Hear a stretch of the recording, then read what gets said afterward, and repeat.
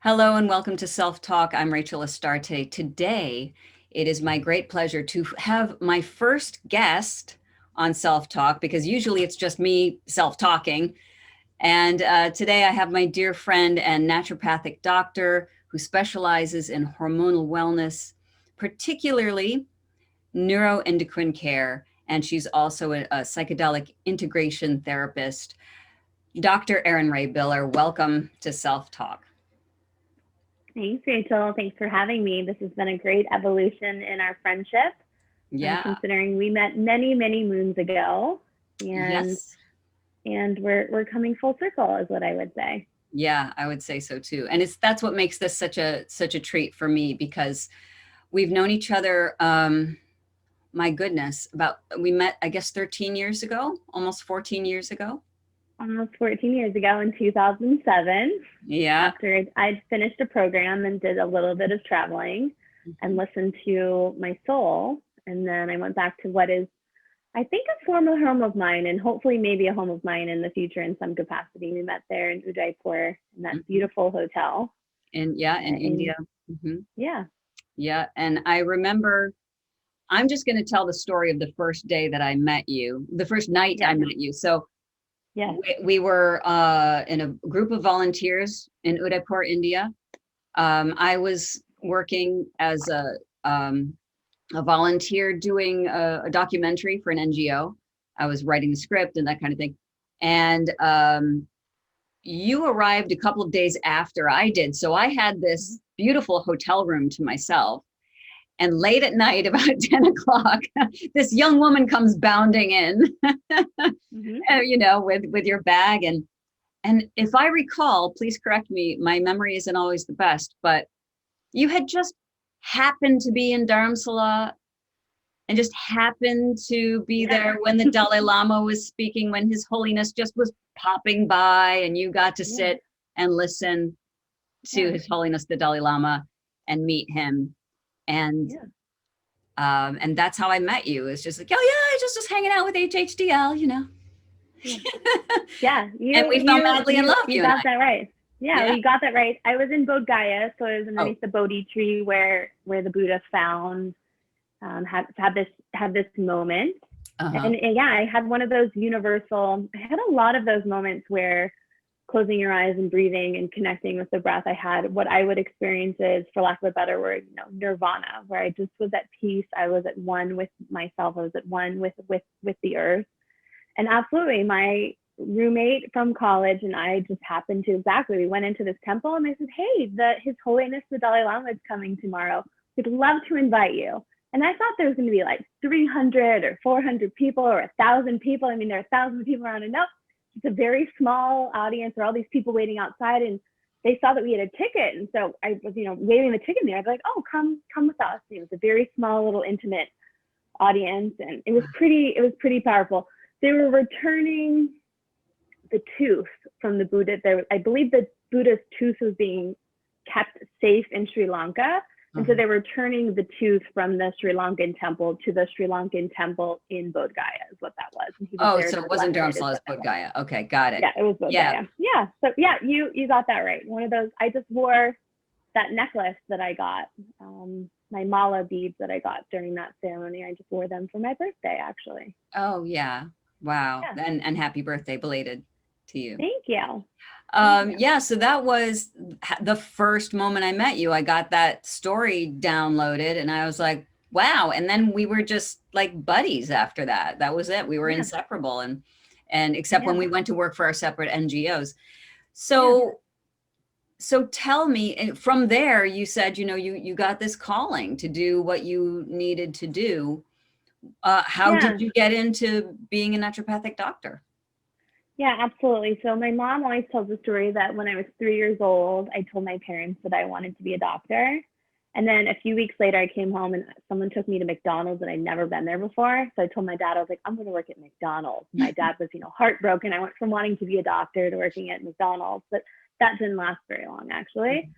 And so my other best friend, she lives in New York and New Jersey. Christy Lazar can talk about how whenever we played pretend from kind of 3.5 until I left New York at about 10, I never really wanted to. We were making witch potions out in our little tree house, or I wanted to play doctor. And I would deliver babies of any type of animal. And I really wanted to always like take care of them and do all of those things. And I grew up in a house that had a lot of medical doctors in it. And so, long story short, I always wanted real medical equipment. And so someone would give me a plastic one and be like, oh, no. So they'd collect medical equipment from all of my family. And I really nurtured that and wanted to be a doctor until I was in high school. And I, thought, I looked at all the statistics of how hard medical schools were to get into. And I suppressed that voice inside. I made what I thought was the more rational, more paper choice is what I would say. And I went to college and I had my dream job in college, my junior year of school. And my senior year, I had another really great dream job. I worked in professional athletics, and I also had an advertising internship and a PR internship. And then I had loved the Foundation for Sustainable Development. So while I finished college early, I lied to my mom and dad, in particular my dad, and I was like, I have to go to India in order to work again with this NGO, the Foundation for Sustainable Development. So I went to India, studied sustainable development, traveled all over Rajasthan. And just a few months prior to that, I had been in a car accident, and I was really feeling like my body wasn't necessarily living in a way that it was in alignment with myself. And that little voice from being younger was kind of coming up again and saying, it's great that you have all of these dream jobs and things like that, but where you saw yourself when you were younger, working in the medical profession and working in that healing space might be a better calling for you. And so I actually ended up going to a doctor that helped me to walk again after my car accident. And I literally had one of those magic white light, light coming in from outdoors, like an incredible, profound moment. I was like, I think this is actually what I want to do. Wow. And it was hard for me to tell my friends and my employer and my dad that I didn't actually want that quote unquote dream job, that I wanted to go back and to be in medicine. And so everything really lined up when I was in India, because we were working in these health camps and doing basic health examinations, and I could speak enough Hindi to really help the doctors, and I loved that hands-on approach. And so after my program at the Foundation for Sustainable Development finished, I was finished with college, so I had an extra 6 months to live, to travel, to do whatever I wanted to do. And I had loved Udaipur so much, and I loved my host family so much that I thought to myself, I should maybe stay here. And then I asked, and they're like, oh my heavens, the program coordinator, Namrata, she had 3 friends that were working in women's health, and it was like this perfect alignment of, do I want to stay here? And I said, yes, absolutely. This is a great way for me to double check. Do I want to work in women's health? Do I want to work in the healthcare profession? Do I want to be a doctor? Do I want to be a nurse? Do I want to be a PA? And for me, it was just a perfect moment. Again, I had that synergy of, I loved what I did. I worked in women's reproductive health for Marie Stoops organization. And I was able to really double check and figure out that, I did want to be in healthcare. I absolutely wanted to be a doctor. And I wanted to work in a space where I could work one-on-one on really patient-centered medicine. And so came back, India, spent a lot of time there, did a whole bunch of traveling, came back in 2008, started post-bac pre-med, then went to naturopathic medical school. At the Bastyr University, I was like, I could never go to Bastyr University because it's in Washington and I don't like the weather. That's not for me. And they opened up a location in San Diego. So again, just another synergistic moment. Yeah, really. I was part of the inaugural class, which was no easy feat. There's my renegade sort of nature always coming out there. I chose to go to school at a new school, and now I graduated in 2016, and now in 2020, they invited me to be on their board of trustees. So again, another huge full circle moment. And I practice as a licensed naturopathic doctor in California and in Arizona. And then I work via telemedicine and telehealth kind of globally. I see patients all over where I do medical education rather than direct treatment. Okay, so medical education, what does that look like?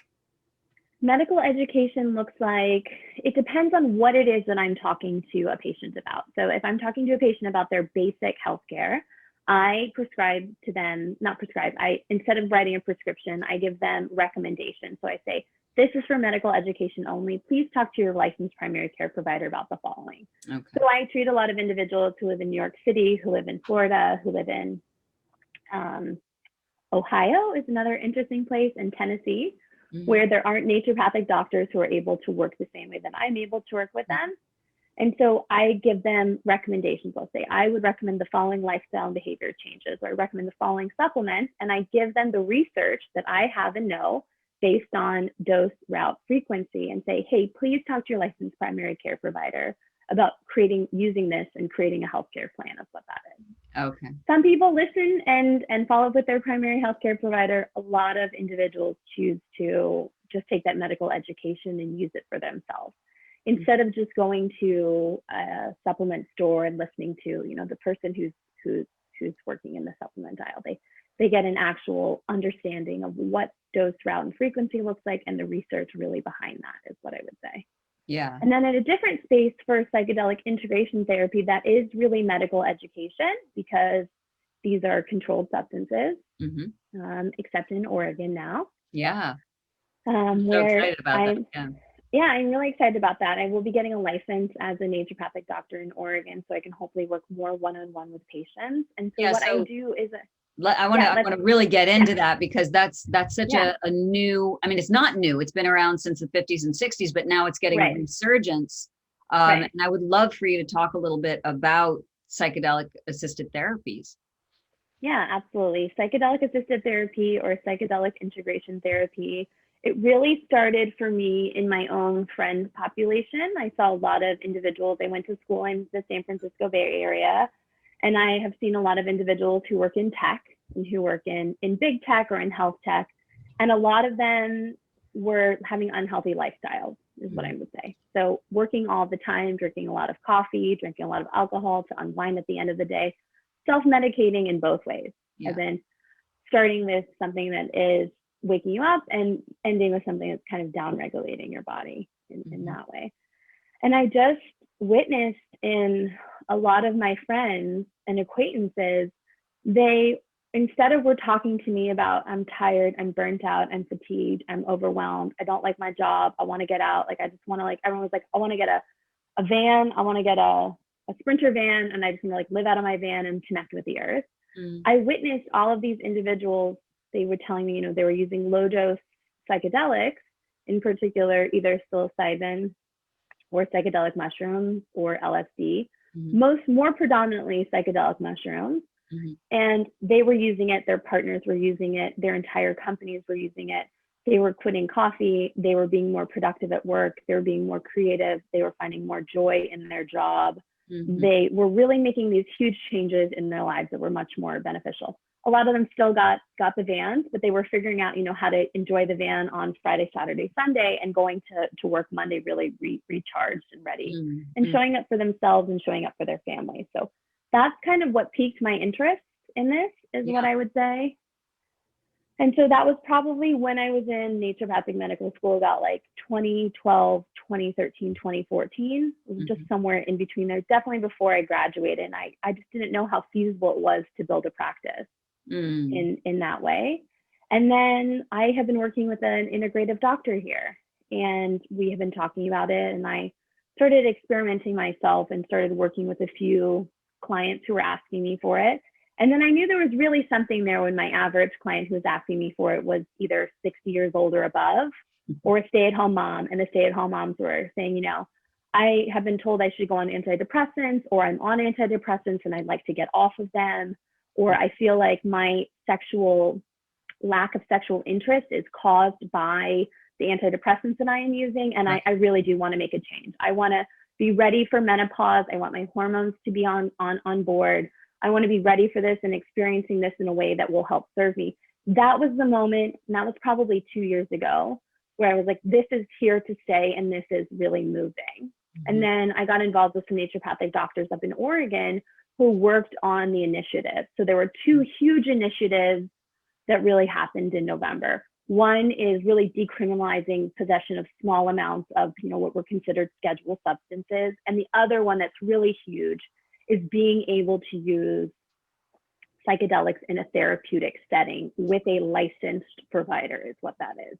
Right. So that's the next level. What I'm doing now is I'm helping educate people on what is the safest way to use psychedelics, how to use them in a safer environment, and how to prepare your body for something like that. Meaning, not a good idea to be on an antidepressant and then decide that you want to go do ayahuasca, psychedelic mushrooms, and LSD. We really worry about the interactions that can happen with Yeah, that. absolutely. There can be serotonin sickness. There can be all of these other kind of known occurrences that can happen. So for me, I want to move beyond that medical education that I do. And again, still primarily now that medical education, people up in Silicon Valley, they have it dialed in. I wish they would come see me so that I can kind of help check in with them, is what I would say, and make sure they aren't just taking these things and not working with a therapist or working with some type of integration specialist. Yeah, I was going to say. We're doing, or working with, someone like you. That's a really important point that I just want to pause for a second, because, and then I'm going to ask you some more specific questions about it, but it's so important. Yeah, there's the experience and the expansion and the awareness that comes in, the gift, as I call it, the gift. Yeah. But then you have to process that gift and integrate it into your day-to-day life, or else you've wasted the gift. Right. So, and it's more than just, even for me, and this is why I love being a naturopathic doctor, it's more than working with someone in a therapeutic arrangement. For me, it's also looking at things like vitamin D that's highly tied to someone's mental health status. It's looking at their diet and figuring out, are they eating our reductionistic, SAD, diet that we call it, the standard American diet that's highly processed, that's high in sugar, that isn't going to give them the nutrients and cofactors that they need in order to make those neurotransmitters, in order to be able to even feel things, because you've fed the body the nutrients that it needs, is what I would say. And so it can also be, what is their omega oil status? What is their cholesterol? What is their blood pressure? There are other things that even go beyond that, taking the gift and living the gift. It also is like, how do you set the foundation in the body to actually make those things move forward? Absolutely. Because if you're it's like throwing it in the garbage can if you're not taking care of the body. Yeah. Totally. And I saw that I worked in a free clinic for a lot of burners who go to Burning Man. And so their bodies would need months to heal after going to Burning Man. Instead of, if they prepared their body with supplements, with nutrition, with hydration, if they prepared their bodies could actually be open to psychedelic experiences, and or just open to, some people are going to Burning Man without psychedelics, without other illicit substances, and just being in the desert and that heat is just so hard on the body, is what that is. So it's all about foundation and preparation, and then also taking care of yourself kind of afterwards, is what I would say. Yeah. And of course we could talk about this forever, because it's such a great, but what I'm getting from what you're saying is how important it is to just prepare the body, as well as having the right dosage. And that, I guess, was the next question I had. I know a little bit about it, but it's not something that you pop every day, a pill every day or a capsule every day. There's a set regimen, right? And a certain amount depending on the person. Isn't that? Yeah, it is. It does depend on the person. And I'd say in the beginning, people came to me wanting more of that. They wanted to know how to where to find or how to safely use. And I want to keep my medical license, so I don't really tell people where to find these things, but I tell them how to safely look at something, is what I would say on that one, when preparing the body for ayahuasca, for peyote, for acid or LSD, or for psychedelic mushrooms. It was really more of that larger dose, is what I would say. It was that someone wanted to go and have either a guided or supported psychedelic trip or experience. Now, I would say the bulk of my practice and the bulk of my education is actually using low dose therapy. I use the word low dose because microdose isn't necessarily the same realm that I understand. A microdose is LSD, in my opinion, where you're using micrograms of something. So you're using a microgram dose of something. Low dose is something like psychedelic mushrooms, where you're still taking about, on average, patients take about 100 milligrams for a few days, for 5 days on and then 2 days off, is what that is. That's on average, is what I would say. And things are going to change, because there's now these big tech companies, there's these psychedelic pharmaceutical companies, there are some in Canada, there are some in in Amsterdam, in Holland, where these things are legal to use. And that's probably going to change. Access will actually look like getting a medication is kind of some of the mindset on that. Good, bad, and I mean, various people want that. Other people don't really want that, but good, bad, or indifferent, we will be able to get a standardized dose is what I would say. And that's where I am. My hat comes on as a clinician is figuring out what is the standardized dose and how do you give that standardized dose safely to individuals. Yeah. Beautiful. And so in general, I would say it's usually that 100 milligrams of psychedelic mushrooms, 5 days on, 2 days off. Some people prefer to do 4 days on, 3 days off. For people who are using LSD, I see usually people taking 5 to 10 micrograms is kind of on average what I see. And similar thing on that one. You know, they do 5 days on, 2 days off, or they do 3 days on and 4 days off. It's just, you know, they're not doing it all the time. Right. And people come back and they report amazing things. You know, I worked with a woman to help her safely reduce her psychotropic medication. I worked in unison with her psychiatrist. Her psychiatrist knew what she was doing, as did her psychotherapist. Everyone, all three of us. So she's this team of integrative healthcare providers, which is the ideal situation. So absolutely, the psychiatrist understands is what she's doing. The goal is for her, at first, she's going to do low dose therapy with psychedelic mushrooms. And then her end goal is to eventually use ayahuasca. That's her end goal. But we have to get her there because we want to wash the medications out of her for quite a bit of time, about 8 weeks of time. Right. So everyone's on board.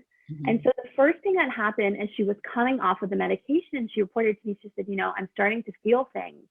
I watched a movie and I cried. There was something sad happened in the movie and I cried. And I was like, that is amazing. You are feeling, you were going back to feeling things that you were not able to feel before. Wow. And so she got off of all of the psychotropic medication and she started after that. She took a little bit of a break. She took some supplements. She took some B vitamins. She took some vitamin D.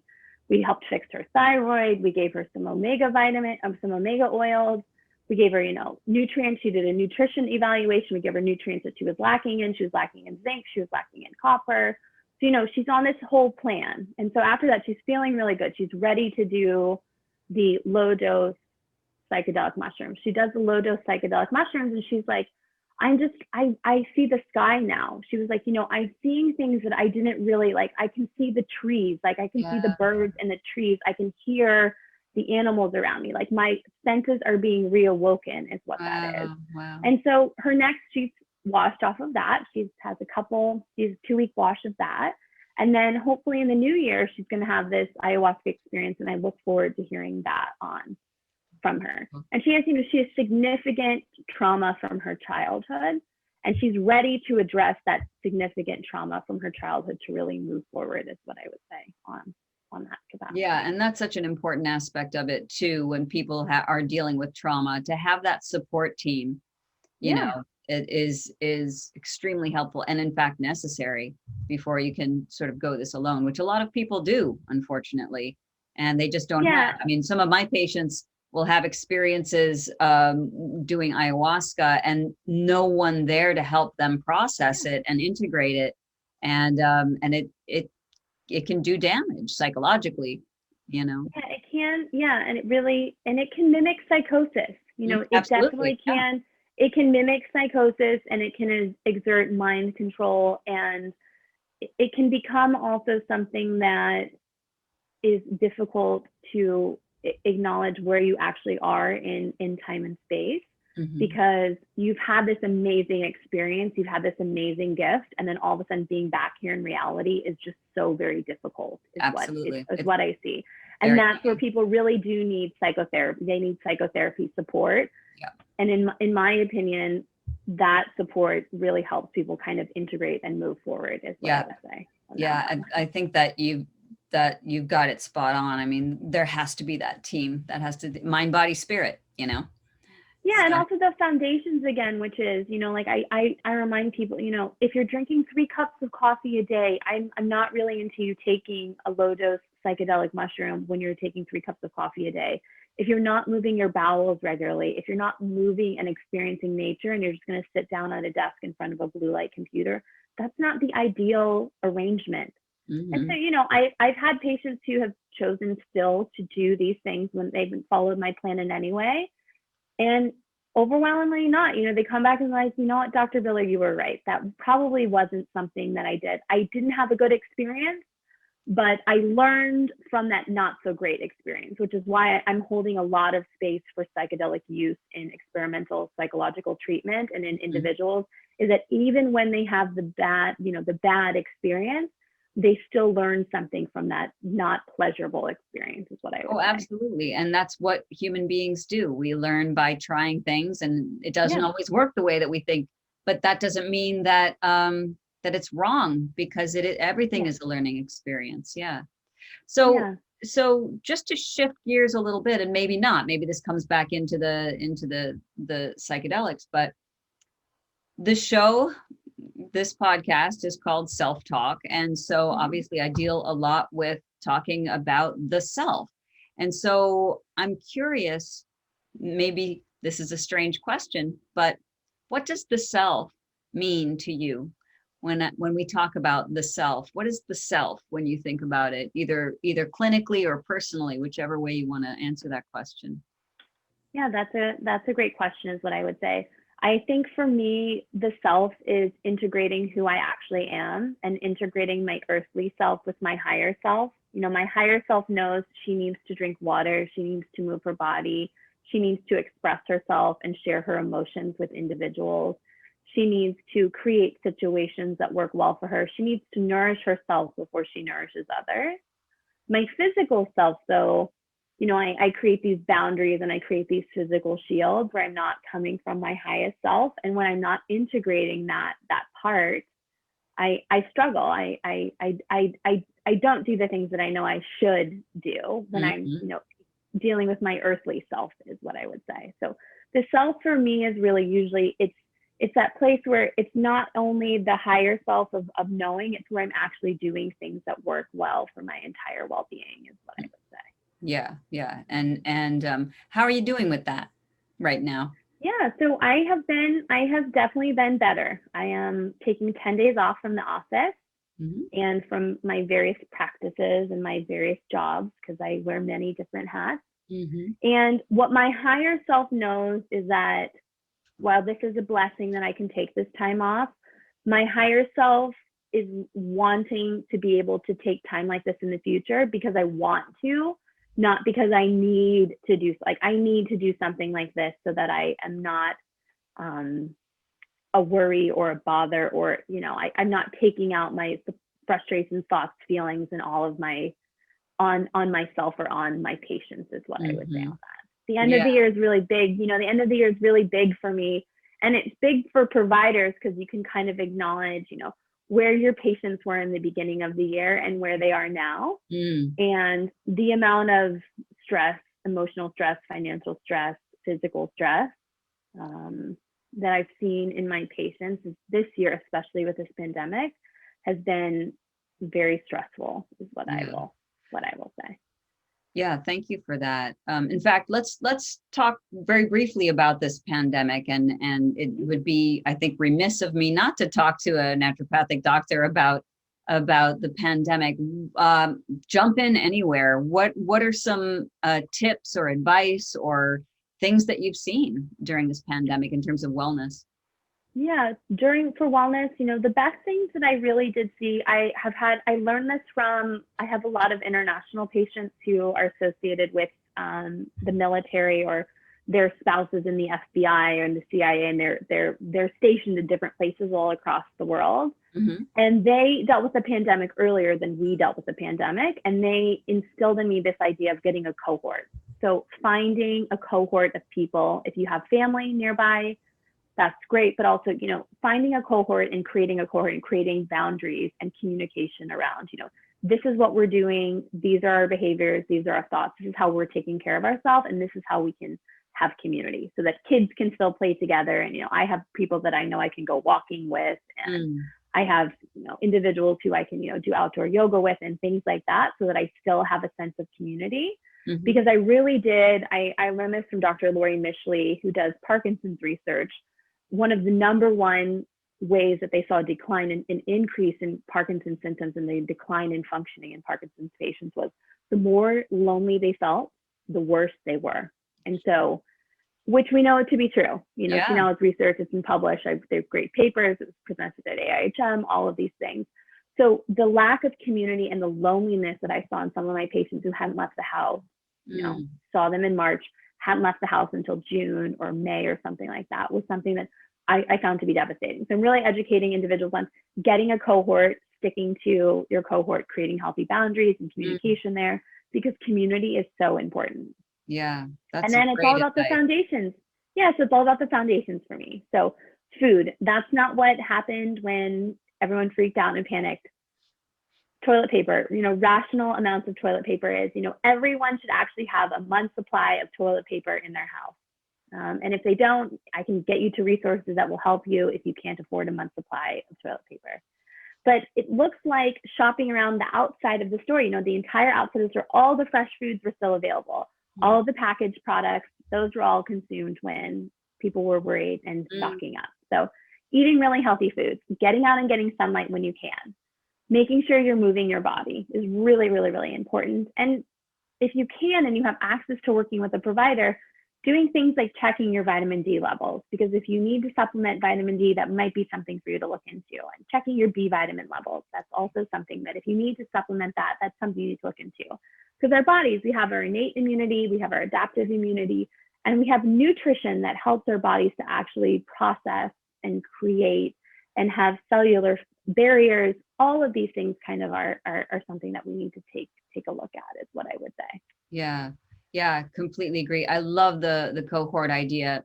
Why didn't we think of that earlier? But that's so brilliant. And yes, of course, in keeping your body healthy, that's a big part of it too. Yeah, for sure. Yeah, Thank and you. also, you know, if someone does get sick, there are ways that have now been researched that might be, you know, better ways to take care of your body than not. Maybe not the smartest thing is to go home and to just drink a bunch of Gatorade and to not move your body. You know, there are lifelong old naturopathic hydrotherapy techniques that are used. There's a wet sheet treatment. There are socks that will, the cold sock treatment, you know, that will help with fevers. There are herbs that can be used when you have, that can kind of help mitigate some of the signs and symptoms that are associated with this pandemic, but also can just provide you a little bit of relief beyond taking Dayquil or NyQuil or things like that, is what I would say. And, you know, great things, you know, melatonin, there's all sorts of immune support that we, you know, tried and true, we have research on it, about tapping into it and using that instead of necessarily, you know, I have a patient who got COVID and didn't leave the bed for 5 days. It was like, you know, he didn't know what else to do. And I was like, you didn't think about taking a shower maybe to help? And he's like, you know, no one gave me anything. They gave me a piece of paper that looked similar to the flu and said, take Tylenol and rest in bed. And I did that. And I'm like, well, you can also shower and you can also, you know, eat chicken soup or vegan mushroom soup. And, you know, it's okay to take a few supplements as well. You know, that's the time to call your licensed naturopathic doctor. That's the time to call your integrative healthcare provider. Yeah, beautiful. And I think that's really, really helpful advice and very practical advice too. So thank you for that. I want to thank you for being here. But first, I would love for you to share with the listeners how they might be able to get in touch with you. Is there anything that you would like to share with us so that we know how to find you? Yeah, so I have a few practices, is what I would say. I'm here in California at Nature and Science Medicine. I'm also, which is a clinic that I work in, I see patients on one-on-one. I do a lot of procedures there as well. And then I basically see patients all over through my telehealth practice. Most of my psychedelic integration and private practice has really come via word of mouth. My new website should be up and going by the new year, though. It's just drerinbiller.com. It's a great way to connect with me, and always through email and Instagram, which is drbiller.nd. That's where you can find me as well. Beautiful. Well, thank you, Dr. Erin Rhae Biller, for my friend and naturopathic doctor. I'm so glad that you were able to sit with me today, and thank you for all of the beautiful advice that you gave us. No, absolutely. it was medical education is what we'll say on that one. No prescriptions or anything like that. I do really always like to remind individuals to really talk to a licensed healthcare provider, and to find ways to get that education, and then it's just easier to live it yourself. Oftentimes what I see in my practice is mom comes in, mom makes all of these changes, the kids live the same changes as well, and then afterwards all of a sudden the dad is living the changes, or kids come in and then the kids make some changes and it feeds back to the mom, feeds back to the other mom, or it feeds back to the dad. It just doesn't, it's really all about finding and living the message yourself and living the medicine is what I would say. Yeah, beautiful. All right. Well, thank you so much. Bye, Rachel. And thank you. This was great to be on your podcast. I loved it. Thanks for being here.